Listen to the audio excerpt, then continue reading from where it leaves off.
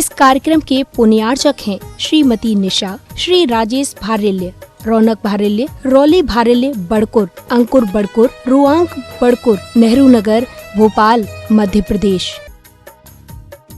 Baahubali and Muttin wholesales sarees and cloth merchants, Chadchan district, Vijayapur एवं समस्त Baahubali and Muttin परिवार।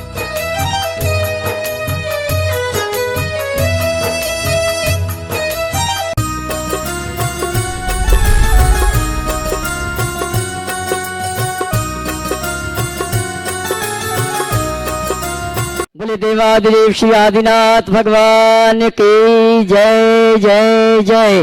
देवादिदेव जिनालय की मूलनायक श्री चंदा प्रभु भगवान की जय जय जय। देवादिदेव श्री चिंतामणि पार्श्वनाथ भगवान की जय जय जय। संत शिरोमणि गुरुवर आचार्य श्री विद्यासागर जी महाराज की। गुणायतन प्रणीता संघ का समाधान भावना प्रवर्तक जन जन के संत बोले परम पूज्य मुनि श्री 160 प्रमाण सागर जी महाराज की। बोले परम पूज्य मुनि श्री निर्वेक सागर जी महाराज की। बोले परम पूज्य मुनि श्री शीतल सागर जी महाराज की। मंच पर विराजमान मनोग संघ की। तीर्थराज संबी शिखर की तलहटी में स्थित गुणायतन से सायंकालीन टीवी चैनल का विश्व प्रसिद्ध संघ का समाधान का कार्यक्रम प्रारंभ करें। उसके पूर्व पारस चैनल, जिनवाणी चैनल और प्रमाणिक ऐप के माध्यम से जिस कार्यक्रम को देख और सुन रहे उन सभी की ओर से और यहाँ पर उपस्थित समस्त श्रावक श्राविकाओं की ओर से परम पूज्य मुनि संघ के श्री चरणों में नमन करते हुए आशीर्वाद प्राप्त करेंगे और निवेदन करेंगे संघ का समाधान के कार्यक्रम के लिए दोनों हाथ जोड़ लें। बोलेंगे हे मुनिवर नमोस्तु, हे गुरुवर नमोस्तु, हे मुनिवर नमोस्तु। आइए गुरुवर के आशीर्वाद से हम और आप संघ का समाधान का कार्यक्रम प्रारंभ करें। उसके पूर्व मैं उन श्रावकों को आमंत्रित करूंगा जिन्होंने आज गुणायतन और अनुभव केंद्र का अवलोकन करते हुए गुणायतन से जुड़ने का सौभाग्य प्राप्त किया है। निर्माण निधि के रूप में जिन्होंने गुणायतन से संबद्ध हुए हैं डॉक्टर रिजुवन तपंजन कनाडा, श्रीमती गीता देवी धर्मपत्नी स्वर्गीय ताराचंद जी जैन इंदौर, श्रीमान यश जी दीपान जी रावत जी जैन इंदौर। अगर आप खड़े हैं उपस्थित है तो अपने स्थान में खड़े होकर गुरुवर का आशीर्वाद प्राप्त करेंगे। श्रीमती विजया जी हंसल जी पहाड़िया, रूबी पहाड़िया इंदौर। अगर उपस्थित है तो अपने स्थान में खड़े होकर गुरु वंदना करेंगे और मैं चाहूंगा कैमरा में सभी पुण्यार्चकों को कवर करें।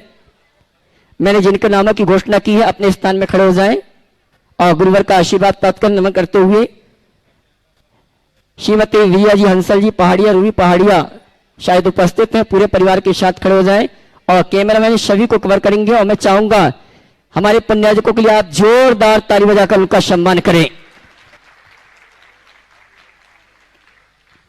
और आइए चलते हैं निर्माण मित्र के रूप में जिन्होंने गुणायतन से जुड़ने का सौभाग्य प्राप्त किया है। अगर यहाँ पर उपस्थित हैं तो आएंगे परम पूज्य मुनिवर के श्री चरणों में नमन करते हुए गुरुवंदना का सौभाग्य प्राप्त करेंगे। श्रीमती उषा जी धर्मपत्नी श्री विमल कुमार जी जैन जयपुर राजस्थान। अगर उपस्थित हैं तो वे आए मंच पर गुरुवर के श्री चरणों में नमन करते हुए गुरुवंदना का सौभाग्य प्राप्त करेंगे और उनके लिए उनके सम्मान के लिए मैं आमंत्रित करूंगा हमारे गुणायतन के प्रशासक महोदय श्रीमान सिद्धार्थ जी गुणायतन। श्रीमती उषा जी शायद उपस्थित नहीं है, जोरदार ताली बजाकर उनका सम्मान करें। और आइए चलते हैं गुणायतन में निर्माण सारथी के रूप में जिन्होंने जुड़ने का अवसर प्राप्त किया है मैं सम्मान से आमंत्रित करूंगा। मंच पे आएंगे और परम पूज्य मुनिवर के श्री चरणों में नमन करते गुरु वंदना का सौभाग्य प्राप्त करेंगे और गुणायतन परिवार सम्मान का कार्यक्रम संपन्न करेंगे। श्रीमान जिनेन्द्र कुमार जी अर्चना जैन इंदौर मध्य प्रदेश। श्रीमान जिनेन्द्र कुमार जी अर्चना जैन इंदौर मध्य प्रदेश अगर उपस्थित है मंच पर आए, शायद उपस्थित नहीं है, जोरदार उनके लिए ताली बजाएं। और आइए इसी क्रम में निर्माण मित्र से निर्माण सारथी के रूप में गुणायतन से जिन्होंने जुड़ने का अवसर प्राप्त किया श्रीमान आशीम जी, श्रीमती धारित्री जी, अतुल जी, श्रीमती सुनीता जी थाला वाले इंदौर निवासी यूएसए प्रवासी हमारे बीच उपस्थित हैं। आए परम पूज्य मुनिवर के श्री चरणों में नमन करते हुए गुरुवंदना का सौभाग्य प्राप्त करेंगे और उनके सम्मान के लिए आमंत्रित करूंगा गुणायतन के प्रशासक महोदय श्रीमान सिद्धार्थ जी कानपुर। हाँ जी क्षमा करना, गुणायतन। हाँ जी, इसी क्रम में निर्माण शार्थी के रूप में विजय भैया, निर्माण शार्थी के रूप में जिन्होंने गुणायतन से जुड़ने का सौभाग्य प्राप्त किया, हमारे बीच उपस्थित नहीं, मैं चाहूंगा ताली बजा के सम्मान का कार्यक्रम संपन्न करेंगे। श्रीमान देवेंद्र कुमार जी, श्रीमती मालती जी, दीपांश जी, दर्शना जी, दीपिका जी, रागनी जी, धनौरा, शिवनी, मध्य प्रदेश, इनके लिए जोरदार ताली बजा के इनका सम्मान करें। और चलते हैं इसी क्रम में सूत्रधार के रूप में विजय भैया, सूत्रधार के रूप में गुणायतन से जिन्होंने जुड़ने का अवसर प्राप्त किया है, हमारे बीच उपस्थित नहीं है।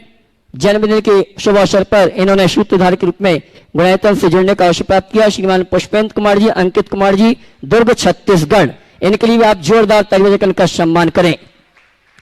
और आइए चलते हैं गुणायतन में गुणायतन ट्रस्टी के रूप में जिन्होंने अपने परिवार को जोड़ने का अवसर सौभाग्य प्राप्त किया है, मैं नामों की घोषणा कर रहा हूं। विजय भैया, श्री अजय जी, श्रीमती रेखा जी जैन, इंदौर, मध्य प्रदेश, हमारे बीच उपस्थित नहीं, जोरदार ताली बजाकर उनका सम्मान करें। इसी क्रम में सूतवाला परिवार से श्रीमान रिदम जी, सुपुत्र श्री अरविंद कुमार जी, श्रीमती सीमा जैन, इंदौर, मध्य प्रदेश, ये भी हमारे बीच उपस्थित नहीं है, ताली बजाकर उनका सम्मान करें। इसी क्रम में सलुम्बर राजस्थान से श्रीमान छगनलाल जी, सज्जन देवी जी, नरेश कुमार जी, निर्मला देवी, सलुम्बर राजस्थान, इन्होंने भी गुणायतन में गुणायतन ट्रस्टी के रूप में जुड़ने का अवसर प्राप्त किया, जो हमारे बीच उपस्थित नहीं है, मैं चाहूंगा उनके लिए जोरदार ताली बजाकर सम्मान करें। और आइए हमारे बीच जो उपस्थित हैं उनको सम्मान से आमंत्रित करूंगा। सर्वप्रथम श्रीमान आशीष जी, सरिता जी, सूतवाला परिवार, वंशिक जी, देशना जी, इंदौर, मध्य प्रदेश, जिन्होंने गुणायतन में गुणायतन ट्रस्टी के रूप में जुड़ने का अवसर प्राप्त किया है। अगर उपस्थित हैं श्रीमान आशीष जी, सूतवाला परिवार, तो वे आए, परम पूज्य मुनिवर के श्री चरण में नमन करते गुरुवंदना का सौभाग्य प्राप्त करेंगे। शायद हमारे बीच उपस्थित नहीं है, मैं चाहूंगा जी उनके सम्मान के लिए आप जोरदार ताली बजाकर उनका सम्मान करें। और आइए गुणायतन ट्रस्टी के रूप में अगले पुण्याजक श्रीमान वसंत कुमार जी, श्रीमती जिनमती जी, श्री संजय कुमार जी, श्रीमती सपना जी, आयुष जी, निशिमा जी, आराध्या जी, इंदौर, मध्य प्रदेश, जिन्होंने गुणायतन में गुणायतन ट्रस्टी के रूप में जुड़ने का अवसर प्राप्त किया, मैं सम्मान से पूरे परिवार को आमंत्रित करूंगा, वे आए परम पूज्य। और इनके सम्मान के लिए मैं आमंत्रित करूंगा हमारे हजारीबाग के श्रीमान अरविंद जी, पायल जी, सेठी परिवार, वे आएंगे और हमारे सम्मानी गुणायतन ट्रस्टी श्रीमान वसंत कुमार जी के पुत्रवधू उनका सम्मान का कार्यक्रम संपन्न करेंगे। और मैं चाहूंगा इनके सम्मान में आपकी तालियां जोरदार बजनी चाहिए।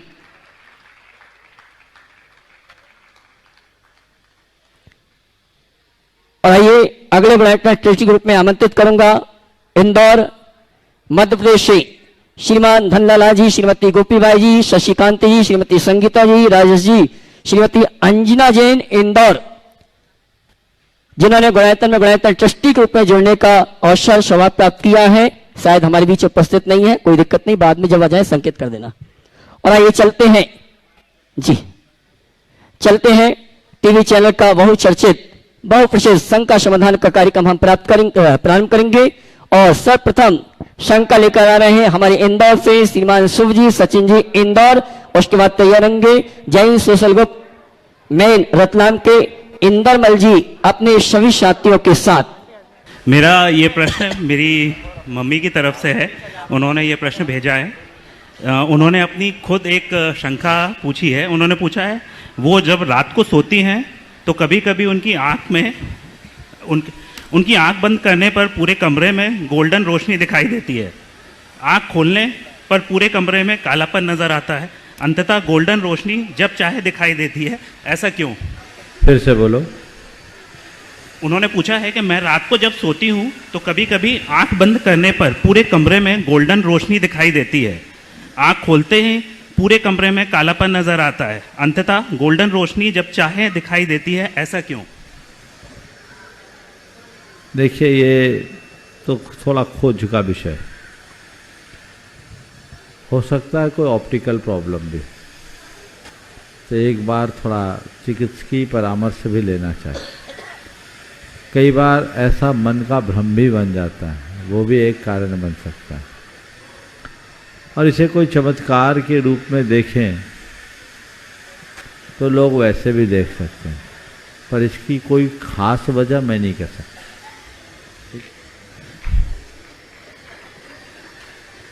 श्रीमान Indarmal ji, Kiran ji, Chopra Ratlam, Jain social group main Indore Ratlam के सभी पदाधिकारी, अध्यक्ष श्रीमान विनोद जी, सचिव नीलेश जी और सचिव मनोज जी कांदेड़ सभी एक साथ खड़े हो जाएं। और इसके बाद तैयार रहेंगी दिगंबर जैन श्राविका आश्रम इंदौर की समस्त बहनें एक प्रश्न के लिए। नीलेश,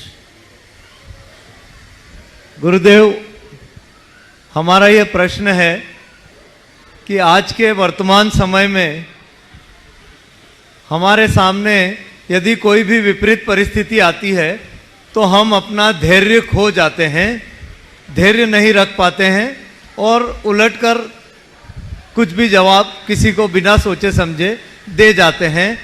तो विपरीत परिस्थिति आने पर भी हम अपने आप पर धैर्य कैसे रख पाएं, उसके लिए आप बताएं हमें क्या करना चाहिए। विपरीत परिस्थिति में धैर्य रखने के लिए अनुकूल परिस्थितियों में हम अपने अंदर ऐसी भावना भाएं कि मुझे धीरज रखना है, मुझे प्रतिक्रिया रहित रहना है, मुझे धीरज रखना है, मुझे संयम रखना है, मुझे सकारात्मक रखना है। ये भावना बार बार दोहराइए, भावना योग कीजिए। जब भी ऐसी परिस्थिति आएगी आपके अंदर से आवाज आएगा, धैर्य रखो, मुझे धीरज रखना है, चीजें आपके नियंत्रण में आ जाएगी। बहुत बहुत धन्यवाद। दिगंबर जैन श्राविका आश्रम की समस्त बहनें इंदौर से एक प्रश्न के लिए, उसके बाद तैयार रहेंगे श्रीमान अरविंद जी, पायल जी, शेट्टी परिवार हजारीबाग। महाराज जी, इंदौर आश्रम की सभी बहनों की ओर से, पंडित जी साहब की ओर से, बहन जी की ओर से, सभी की ओर से बारंबार नमोस्तु नमोस्तु नमोस्तु, इच्छामि महाराज जी। अच्छा, परम पूज्य ब्रह्मांड सागर जी महाराज की जय। महाराज जी, बहनों की जिज्ञासा है कि धर्म के संक्षेप स्वरूप से आत्मा का कल्याण होगा कि विस्तृत स्वरूप जानने से? धर्म से कल्याण होगा, चाहे संक्षेप से जानो चाहे विस्तार से जानो। जो धर्म को जान लिया उसका कल्याण होता है। और मेरा मानना है कि संक्षेप वाले का कल्याण जल्दी होता है, विस्तार वालों को विलंब हो सकता है। शिवभूति मुनिराज को ज़्यादा ज्ञान नहीं था, उनका कल्याण हो गया, और भव्यसेन को इतना बड़ा ज्ञान था, वो अटक गया। तो स्वरूप को जानो, चाहे वो संक्षेप हो या विस्तृत। नमोस्तु महाराज जी। श्रीमान अरविंद जी, पायल जी, शेट्टी परिवार हजारीबाग। उसके बाद तैयार रहेंगी शिल्पा जी, जतारा, जयश्री नगर, एलक्षी निश्चय सागर जी महाराज की गृहस्थ अवस्था के परिवार से। नमोस्तु महाराज जी, दोनों महाराज जी के चरणों में नमोस्तु। इच्छामि झुलक जी, एलक जी। महाराज श्री साम्य भाव में श्रावक की भूमिका कहाँ तक है, जहाँ उनका स्वाम्य भाव भी बना रहे और उनका स्वाभिमान भी बना रहे? साम्य भाव में श्रावक की भूमिका कहाँ तक है? साम्य भाव भी बना रहे, स्वाभिमान भी बना रहे। देखिए, ये जितनी कंडीशंस हमारे अंदर आती, यही हमारे अंदर के असाम्य को प्रकट करता है। साम्य भाव की कोई सीमा नहीं होती, शाम तो शाम। अरिमित्र महल मसान कंचन कांच, निंदन थतिकरण अर्घावतारण, असी प्रहारण में सदा समता धरण। ये परम क्षमता की अनुभूति बीत रागी निर्गंथ मुनिराजों को होती। आपने गृहस्थावस्था में साम भाव की बात की है, तो मैं इसे दूसरे संदर्भ में कहूँगा, आकुलता न रखना ही आपकी क्षमता है। आकुलता मत करो, जो चीजें जीवन में घटे उसे कर्मोदय मान करके स्वीकार करना शुरू कर दो। संतुष्ट रहो, प्रयत्न करो, परिणाम को लेकर विचलित मत हो। यही एक आम गृहस्थ की क्षमता है। इसमें न अभिमान आड़े आएगा न स्वाभिमान। नमोस्तु महाराज। शिल्पा जी अपनी शंका का समाधान प्राप्त कर, उसके पूर्व में हमारे गुणायतन ट्रस्टी श्रीमान धन्नालाल जी, श्रीमती गोपीबाई जी, श्रीमती शशिकांत जी, श्रीमती संकीता जी, राजेश जी, अंजना जी इंदौर हमारे बीच उपस्थित हो चुके हैं। मैं चाहूंगा वे आए परम पूज्य मुनिवर के श्री चरण नमन करते हुए गुरुवंदना का सौभाग्य प्राप्त करें और उनके सम्मान के लिए आवाज दूंगा। गुणायतन ट्रस्टी श्रीमान दिलीप जी, श्रीमान दिलीप जी बाकलीवाल कोडरमा, और उनके साथ आएंगे सुभाष जी, सीओ गुणायतन। नमोस्तु महाराज श्री, सभी महाराज श्री को नमोस्तु। एक शामी मेरा और मेरी परिवार की तरफ से नमोस्तु महाराज श्री। महर्षि मेरा प्रश्न यह है कभी कभी कुछ बातें और परिस्थितियां ऐसी हो जाती हैं कि जिनमें हमारा मन बहुत ज़्यादा अशांत हो जाता है और वो बातें हमारे मन में घूमती रहती हैं। तो ऐसे में हम अपने मन को शांत कैसे रखें और मन अशांत हो भी जाए तो उसको शांत कैसे करें? 2 उपाय। जी महर्षि। जो बातें आपके दिमाग में घूम रही है उन बातों को दिमाग से बाहर निकालो। जी। आप लोग खाना बनाती? जी। कुकर का प्रयोग करती? जी महर्षि। कुकर में सीटी बजती है? जी। कब बजती है?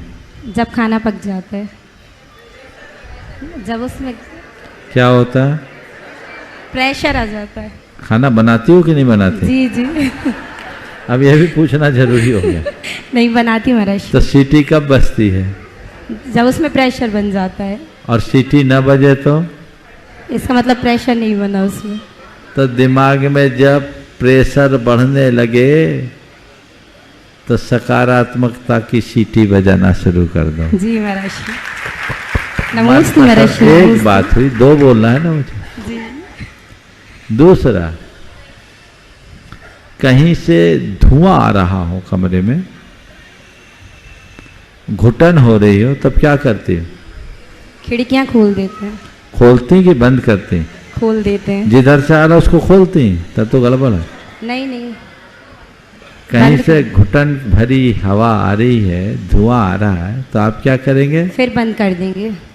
तो बस चीज़ों को नज़रअंदाज करो, उसे इग्नोर करना शुरू करो, प्रतिक्रमण शुरू कर दो, चीज़ें हमारे नियंत्रण में आ जाए। नमस्ते महर्षि। और आइए गुणायतन परिवार की गुणायतन ट्रस्टी श्रीमान धन्नालाल जी, श्रीमती गोपीबाई जी परिवार इंदौर और उनके सम्मान के लिए मैंने आवाज दी है श्रीमान दिलीप जी वाकलीवाला कोडरमा गुणायतन ट्रस्टी, और उनके साथ आएंगे श्रीमान सुभाष जी सीओ साहब गुणायतन। और इसी क्रम में मैं सम्मान के क्रम में आमंत्रित करूंगा एडवोकेट मितेश जी शराब क्षेत्र के समस्त श्रावकों के साथ व्याय परम पूज्य मुनिवर के श्री चरण में नमन करते हुए वंदना का सौभाग्य प्राप्त करें। एडवोकेट मितेश जी अपने सभी साथियों के साथ शराब क्षेत्र और इनके सम्मान के लिए मैं आमंत्रित करूंगा श्रीमान एनएल जैन साहब गुणायतन कोषाध्यक्ष और अनिल जी गुणायतन ट्रस्टी बरेली। आ जाइए। डॉक्टर एडवोकेट मितेश जी अपने सभी साथियों के साथ मंच पर आ जावे। गुरुवार के श्री चरण में नमन करते हुए आशीर्वाद प्राप्त करेंगे। और इनके सम्मान के लिए मैंने आमंत्रित किया है हमारे श्रीमान अनिल जी तसला जी। साथ हाँ। हो सम्मान के बाद एडवोकेट मितेश जी अगली शंका के लिए तैयार रहेंगे। उसके बाद तैयार रहेंगे हमारी एक साथ आ जाना डीएसपी परिवार के श्रीमान डी के जैन साहब इंदौर।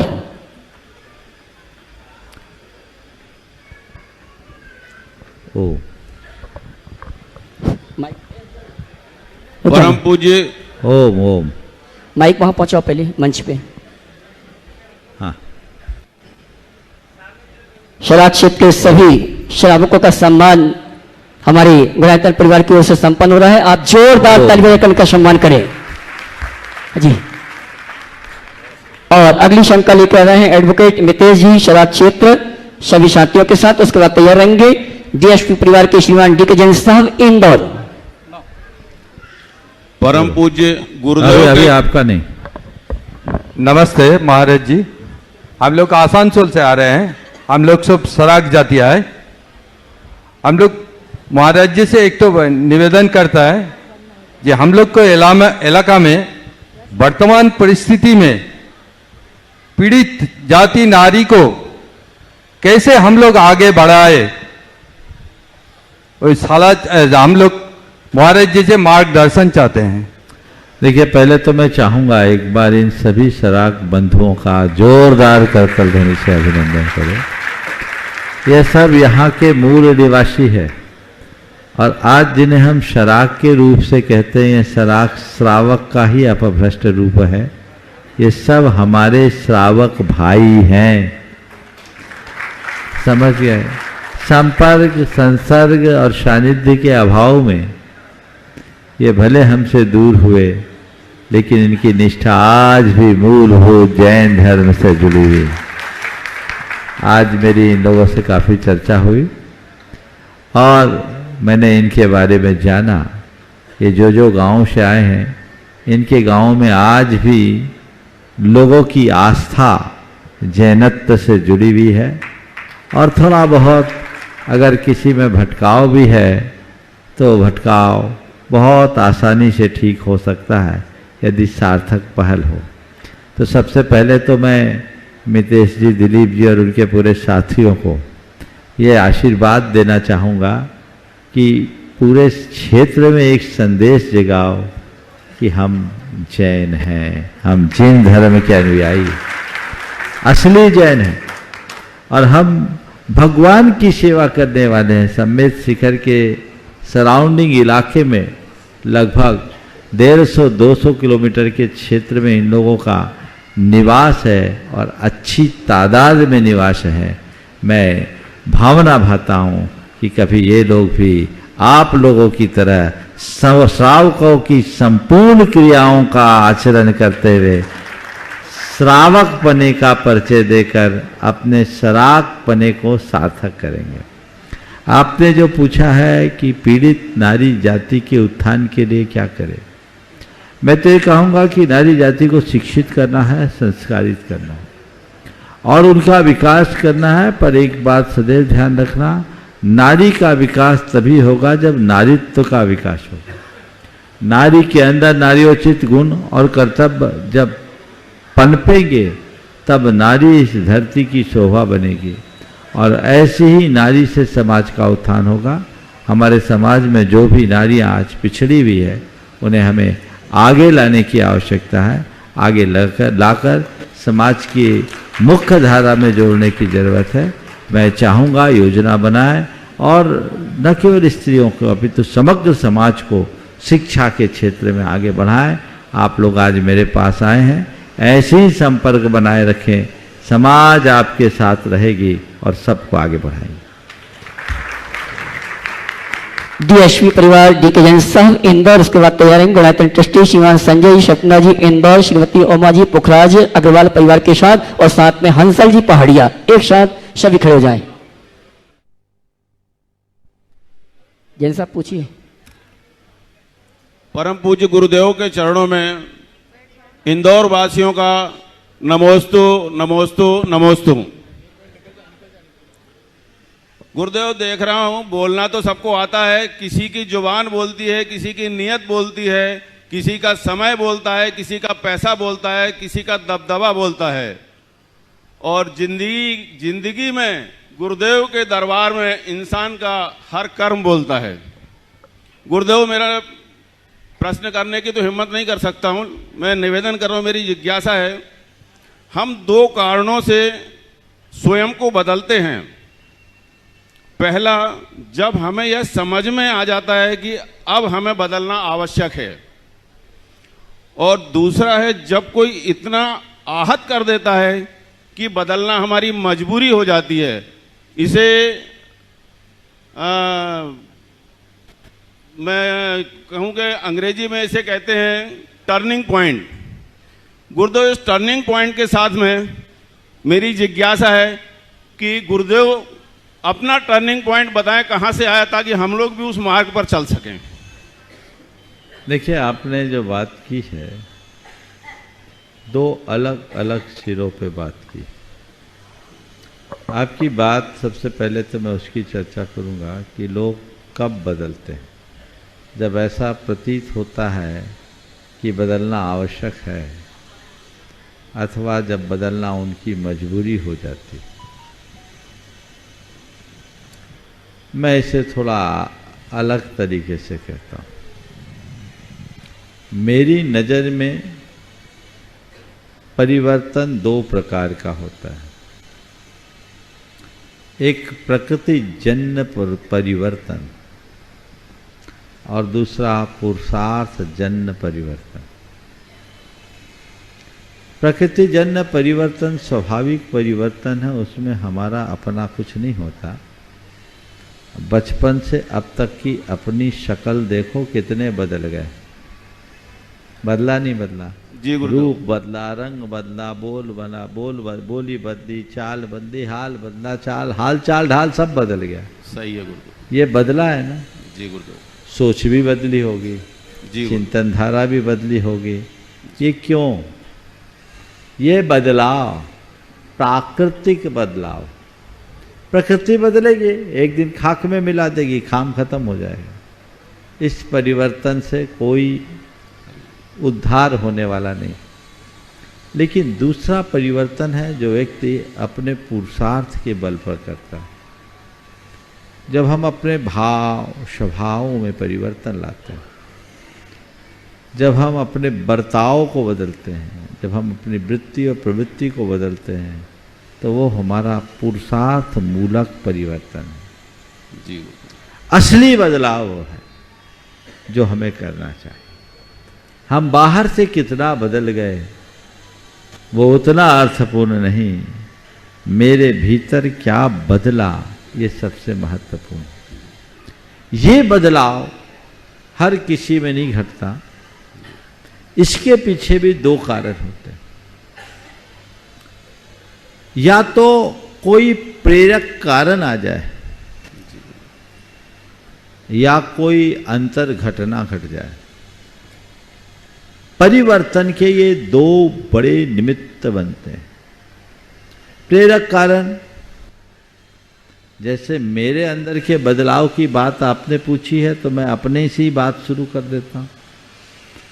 मेरे अंदर बदलाव आया, मेरी दृष्टि बदली, मेरी सोच बदली, मेरी चर्या बदली, मेरी क्रिया बदली।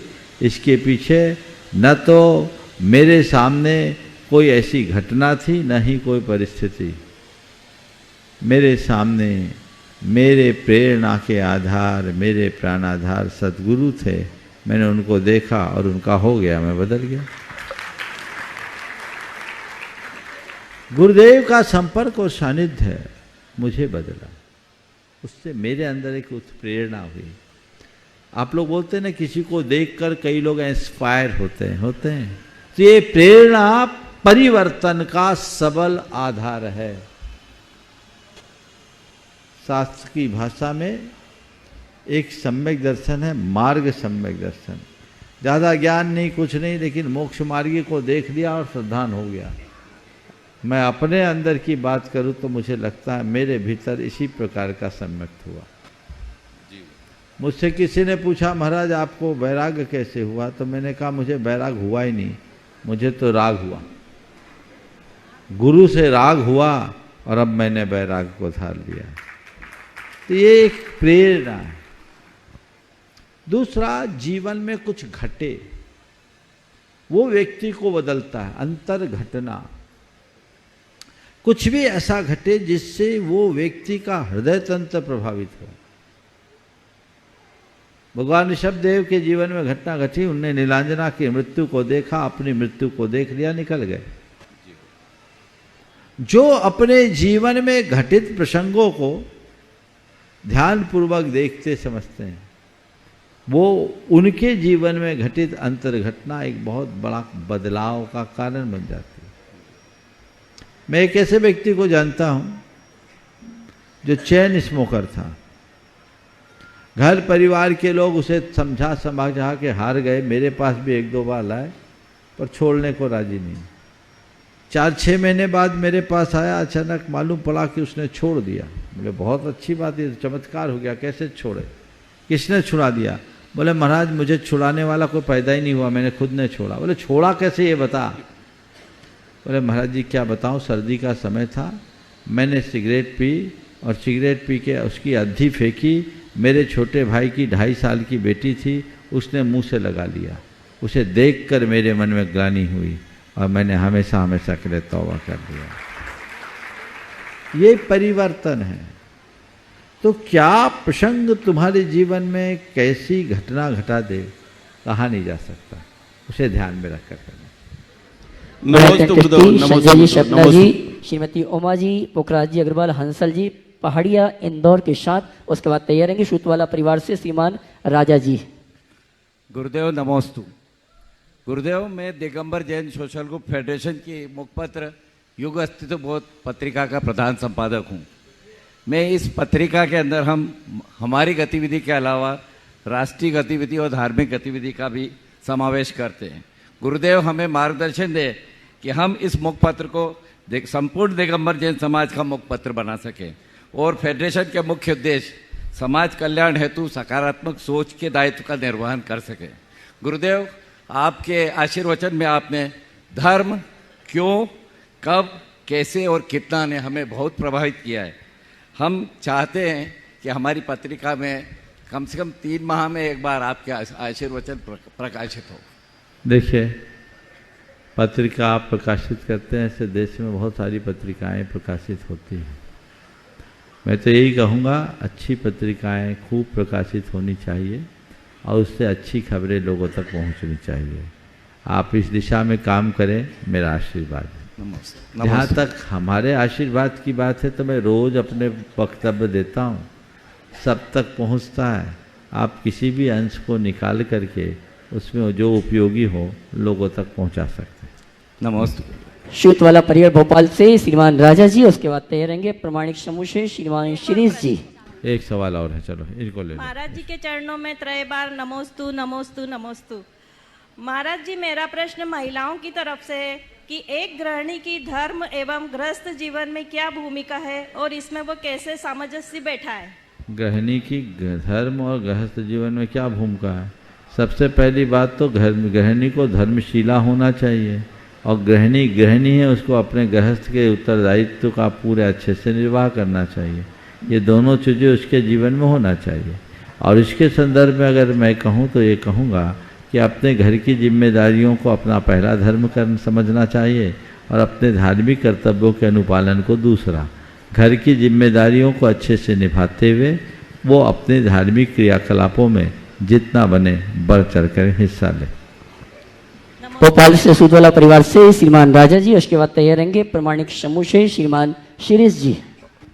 नमोस्तु मोराश्री। आचार्य श्री के लघुनंदन को नमोस्तु नमोस्तु। महाराज जी को इक्षामी इक्षामी इक्षामी। महाराज श्री, मैं अपनी मम्मी का अच्छे से अच्छे ध्यान कैसे रख सकती हूँ? किसका? मम्मी का। अपनी सासू माँ का? सासू माँ का और मम्मी और पापा दोनों। हाँ, देखो पहले तो सासू माँ ही होती थी, आजकल मम्मी पापा ज़्यादा आने लगे। ये जो चीज़ें हैं, ये चीज़ें थोड़ी बहुत सारी चीज़ों के परिवर्तन का संकेत कर रही है। अच्छी बात है कि आपने अपनी मम्मी का ख्याल रखा, पर मैं ये चाहूँगा कि आपके घर में आपकी भाभी होगी, वो आपकी मम्मी का ख्याल ज़्यादा अच्छे से रखो। आप अपनी सासू माँ का ख्याल रख लो तो ज़्यादा अच्छा हो। और ये प्रक्रिया सबको करना चाहिए। मैं ये नहीं कहता कि हम अपनी माँ के बारे में न सोचें, लेकिन गड़बड़ी यही होती है कि हर बहू अपनी माँ की चिंता करती है, अपनी सासू की नहीं कर पाती, इसलिए हर घर बिगड़ जाता है। मुझे नहीं मालूम तुम अपने लिए क्या करती हो, मैं तुम्हारा नहीं मानता। मैं समझता हूँ कि तुम दोनों जगह की चिंता करती होगी, पर मैं ये कहता हूँ हर बहू अगर अपनी सासू माँ की अच्छी चिंता करने लगे तो उसकी बेटी को अपनी माँ की चिंता करने की नौबत ही नहीं आएगी। बेटियों को चिंता करना पड़ती है तो उसके पीछे एक कारण है कि घर में बैठी बहू कहीं ना कहीं कुछ गड़बड़ कर रही है। और दूसरा पहलू ये भी है कि बेटियां इतना इन्वॉल्व हो जाती हैं कि बहुओं को मौका ही नहीं मिल पाता। ये कड़वा सच है।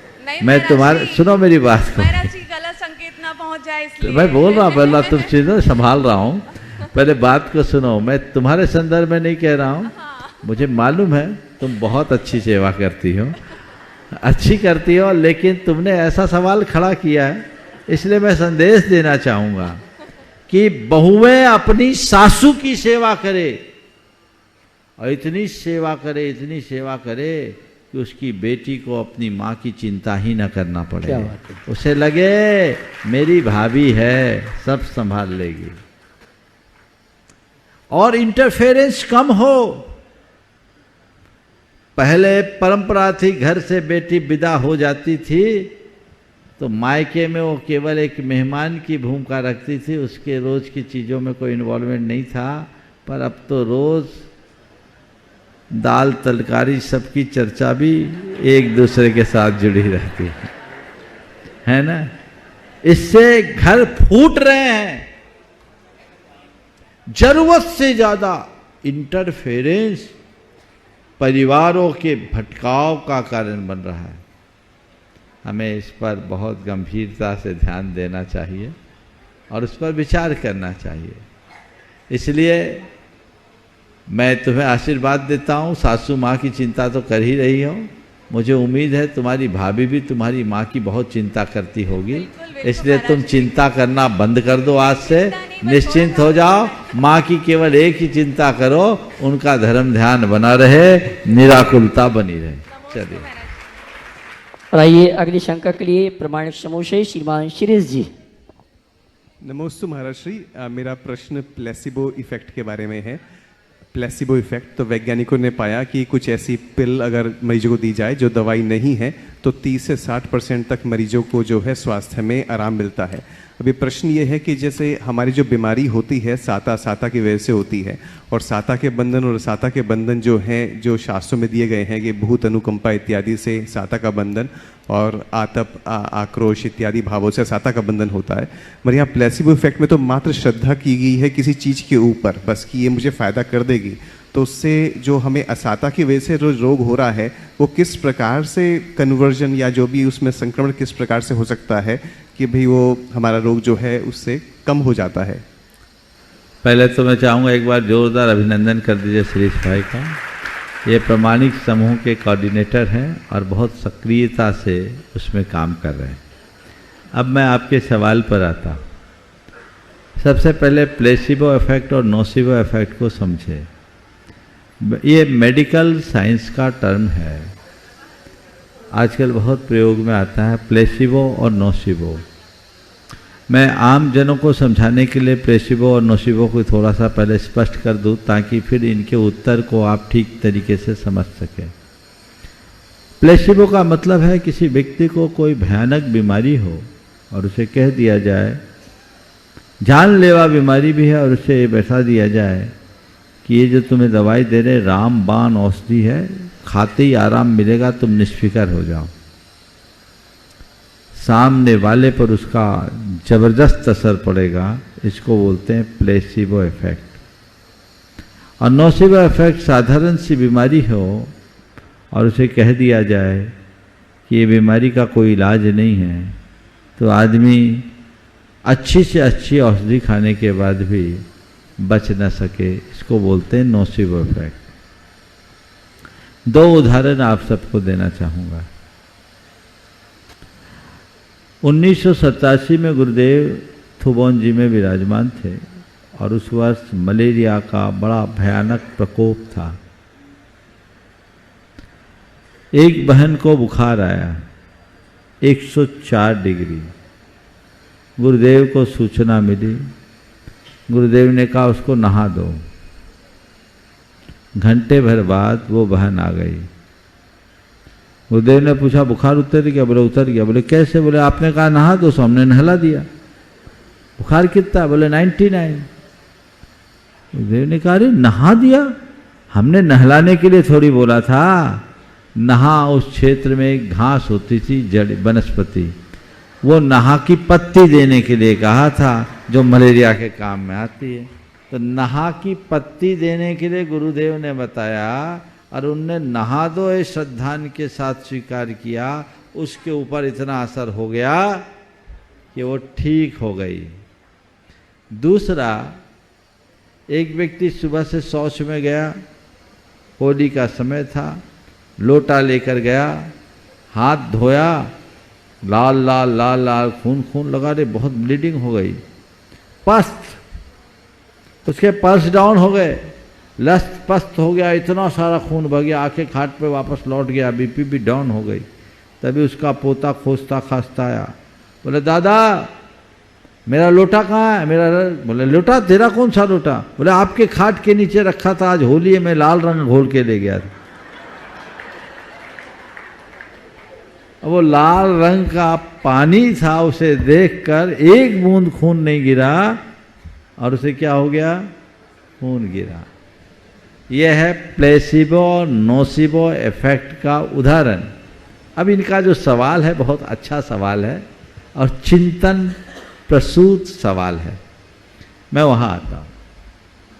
हमारी बीमारी अशाता से होती है और साता से हम स्वस्थ होते हैं, ये एक सामान्य नियम है। ये प्लेसिबो और नोसिबो इफेक्ट क्या होता है, इसमें साता और असाता का संबंध क्या है? प्लेसिबो और नोसिबो इफेक्ट हमारी श्रद्धा या धारणा से संबंधित है। अगर हमारे मन में किसी के प्रति श्रद्धा हो, चाहे वो दवाई हो या दवाई दाता, उसकी श्रद्धा से हमारी अंतःस्रावी ग्रंथियां परिवर्तित हो जाती है, उससे अच्छे रसायनों का स्राव शुरू होता है। जब अच्छे रसायन के स्राव हमारे शरीर में होते हैं अंतःस्रावी ग्रंथियों के द्वारा, तो शरीर के रसायन बदल जाते हैं। शरीर के रसायन बदलते हैं तो आत्मा और कर्म का जो रासायनिक संबंध है उनकी केमिस्ट्री चेंज होती है। तो शरीर का रसायन बदला तो कर्मों का रसायन बदला, तो कर्मों का रसायन बदला तो असाता की जगह साता का उदय आ जाता है, और कर्मों का रसायन बदलने पर साता की जगह असाता का उदय हो जाता है। जैसे दवाई खाते हैं, हमें बीमारी है, एक गोली खाई, असाता साता में कैसे बदल गई? तो उस गोली ने क्या किया? हमारे शरीर के रसायन को बदला। शरीर के रसायन से क्या बदला? कर्मों का रसायन बदला, और कर्मों की केमिस्ट्री चेंज होते ही जीवन की केमिस्ट्री बदल जाती। समझ गए? तो ये निमित्त नैमित्तिक संबंध है और इसको इसी संदर्भ में देखना चाहिए। भावना योग में यही प्रयोग किया जाता है। जो लोग भावना योग नियमित कर रहे हैं उनके जीवन में जो व्यापक प्रभाव घटता है वो इसी के बल पर। और आइए चलते हैं शंका समाधान की अगली शंका के लिए निवेदन करेंगे मंच पर विराजित मुनिवर निर्वेक सागर जी महाराज से। ही मुनिवर नमोस्तु नमोस्तु नमोस्तु।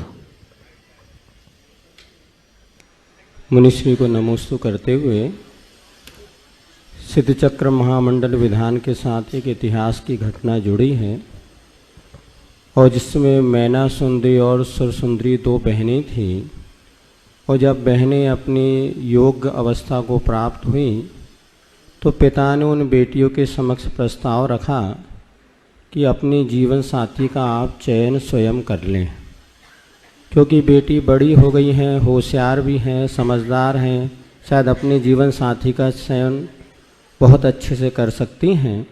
तो बड़ी बेटी ने पिता की बात स्वीकार कर ली, लेकिन छोटी बेटी ने मना कर दिया कि हमने जिस गुरु के पास शिक्षा प्राप्त की है उन्होंने कहा है कि माता पिता तुम्हारे लिए जो भी वर देते हैं वो तुम्हारे लिए श्रेष्ठ हैं। और हुआ ये भी, बेटी अपनी बातों पर अडिग रही और पिता ने उसका विवाह कूड़ी के साथ कर दिया, फिर भी उस बेटी ने किसी तरह से इनकार नहीं किया। तो आखिर वो बेटी के मन में कर्म सिद्धांत के प्रति कैसी आस्था थी जिससे उसने इतने बड़े विपरीत परिस्थितियों को भी हंसते हंसते स्वीकार कर लिया। क्या आज के दौर में ये कितनी कठिन बात है? ये मात्र एक पौराणिक कथा ही है कि इससे कुछ जीवन में प्रेरणा भी ली जा सकती है? कृपया समाधान करें। बहुत ही महत्वपूर्ण सवाल महाराज श्री ने आज उपस्थित किया। इस सवाल को मैं दो दिशा में ले जाता हूँ। पहला हिस्सा तो इस सवाल का ये है कि क्या वर का चयन संतान को स्वयं करना चाहिए, बेटी को स्वयं करना चाहिए, या माता पिता के द्वारा होना चाहिए? मूलतः माता पिता ही वर का चयन किया करते थे।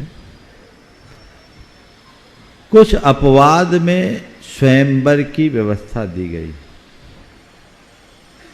लेकिन स्वयंवर भी ऐसे नहीं होता था, वो प्रायोजित होता था।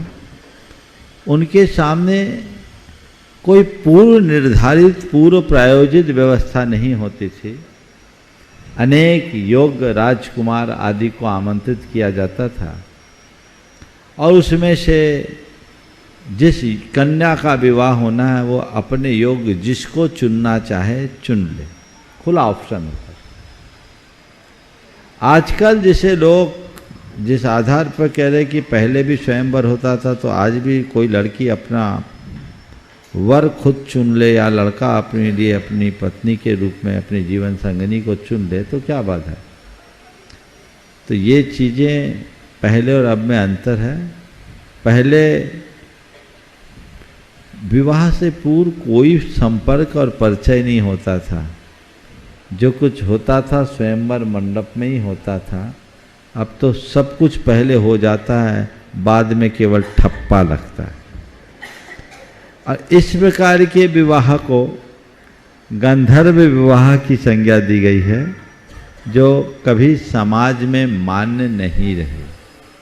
ये अच्छी बात नहीं रही और संस्कारवान संतान ने कभी ऐसा किया भी नहीं।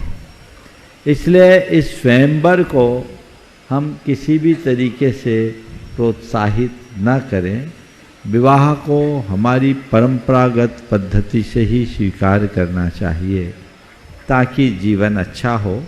कुछ पंक्तियाँ बहुत पहले लिखी थी, इस संदर्भ में मैं कहकर महाराज श्री के मूल प्रश्न पर जाऊंगा।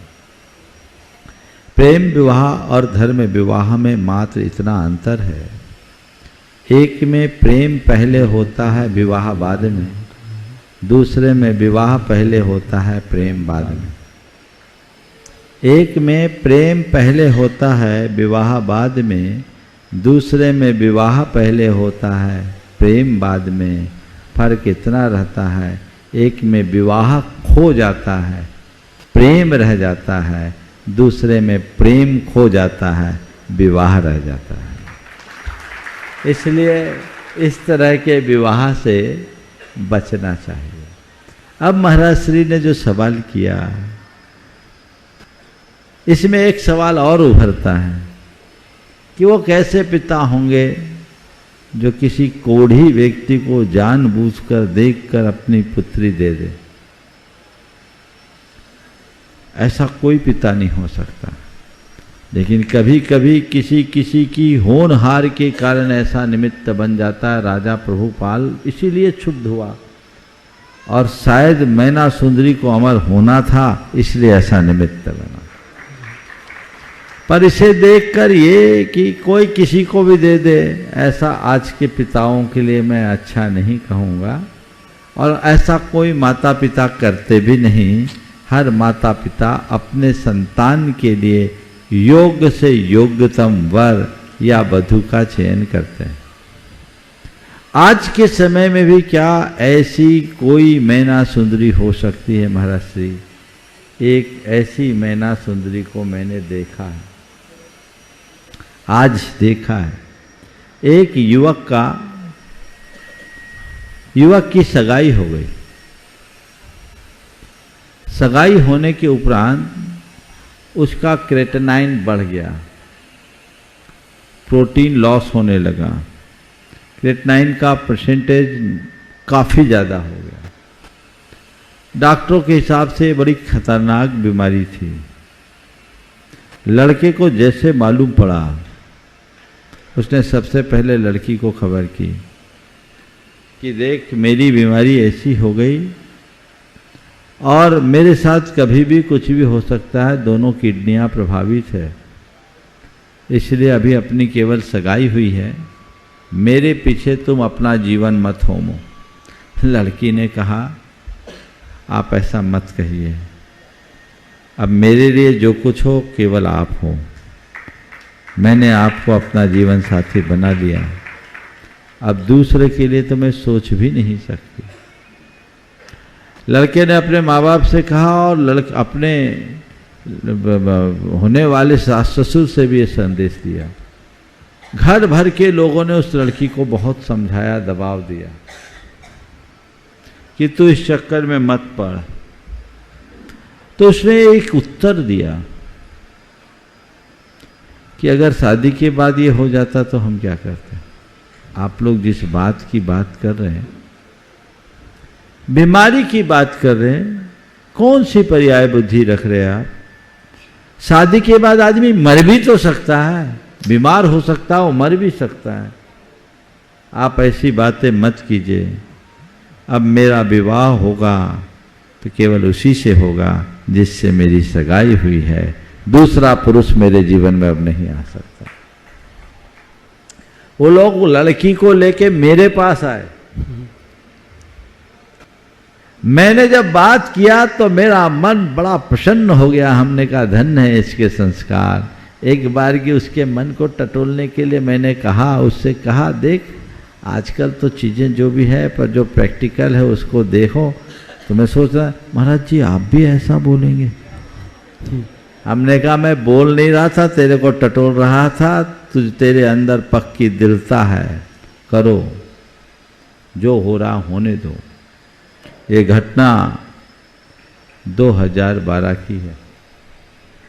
लड़का भी पक्का रहा, इलाज करते रहा, कराता रहा। 3 साल बाद जब डॉक्टरों ने उसे क्लीन चिट दी तब उसने विवाह किया और उसकी 2 संतान भी हो गई। बहुत आनंद से जुड़ा। मैं मानूंगा कि उसकी इस स्थिति में उसकी जो पत्नी है उसकी तपस्या ने बड़ा काम किया है। मैं इसे आधुनिक युग की मैना सुंदरी के रूप में देखता हूं। तो ऐसे संस्कार भी हो सकते हैं। हालांकि ये अपवाद स्वरूप देखने को मिलता है। सब लोग उसे पागल कह रहे थे, सब लोग उसे हतोत्साहित कर रहे थे, लेकिन वो बहुत दृढ़ संस्कारी थी, इसलिए उसके साथ ऐसा कुछ नहीं हो रहा था। काश हम ऐसे आदर्शों को अपनाएं, तभी हमारा जीवन अच्छा हो सकेगा। प्रमाणिक समूह श्री गुजर जी और उसके बाद तैयार रहेंगे अनिल जी जैन, नरेंद्र मेडिकल स्टोर्स, इंदौर। नमस्ते महाराज जी। मेरा जो सवाल है पाठशाला से रिलेटेड है। तो मैं पूछना चाहती हूँ कि क्या आधुनिकता और अध्यात्म इसमें हम समन्वय बच्चों को सिखा सकते हैं? अगर सिखा सकते हैं तो कैसे सिखाएंगे? देखिए, अध्यात्म का मतलब ही आधुनिक होके जीना। आधुनिकता का मतलब क्या है? आधुनिकता का मतलब केवल फैशन का अंधानुकरण नहीं। आधुनिकता का मतलब, आधुनिक होने का मतलब अपने आप को अप टू डेट बनाए रखना। समय काल की परिस्थितियों में भी अपनी स्थिरता को बनाए रखना ही आधुनिकता की पहचान है। अगर सच्ची आध्यात्मिकता हो तो व्यक्ति बहुत आधुनिक होगा। आधुनिकता का संबंध काल में नहीं, काल की चेतना में।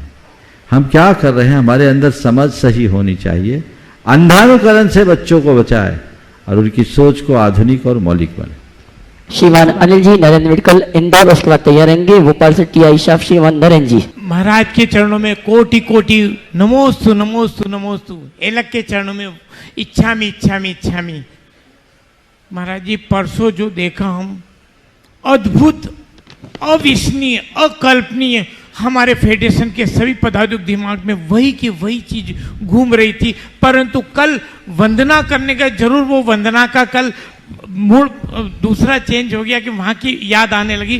पर ये हमारा इतना अविस्मरणीय जो आपके दिल और दिमाग में जो आया, हमें हमारा प्रश्न इतना है मुनिराज कि आपके दिल और दिमाग में ये सुविचार कब से आया है? बस एक ही प्रश्न हमारे दिल में खटक रहा है कि इसे सिद्ध होने ये सारा विचार जो आया आप सबके पुण्य से आया और गुरुदेव की कृपा से फला है। समझ गए? इस प्रकार आज के सत्य है। चलिए, तो ये आप सबके पुण्य से आया है। हमने अपने विचार को साकार किया। आप लोग भी कीजिए। टीआई साहब को दीजिए। श्रीमान राजन जी, टीआई साहब, भोपाल। पहुंचाए जल्दी जल्दी। पूजनीय महाराज जी के श्री चरणों में मेरा बारंबार नमोस्तु नमोस्तु नमोस्तु। सभी क्षुल्लक महाराज जी के श्री चरणों में सवाल जल्दी से पूछ लीजिए। हाँ महाराज श्री, मेरे मन में केवल एक क्वेश्चन है। जब भी मैं समाज हित में कोई काम करने के लिए खड़ा होता हूँ, क्योंकि भोपाल राजधानी में रहता हूँ, समाज हित को काम करने के लिए समाज को एक सूत्र में पिरोने का प्रयास करता हूँ, तो उस समय हमारी समाज के ही जो वरिष्ठ नेता लोग हैं वो एक विघ्न बाधा डालते हैं। ऐसा मेरे साथ 3 बार हो चुका है। महाराज जी, इसके लिए क्या करूं? बिल्कुल, पहले से ऐसी तैयारी करो कि लोग विघ्न बाधा डालेंगे और हम उससे प्रभावित नहीं होंगे, तभी बच पाओगे। बोलिए परम पूज आचार्य गुरुवर श्री विद्यासागर जी महाराज की जय जय जय।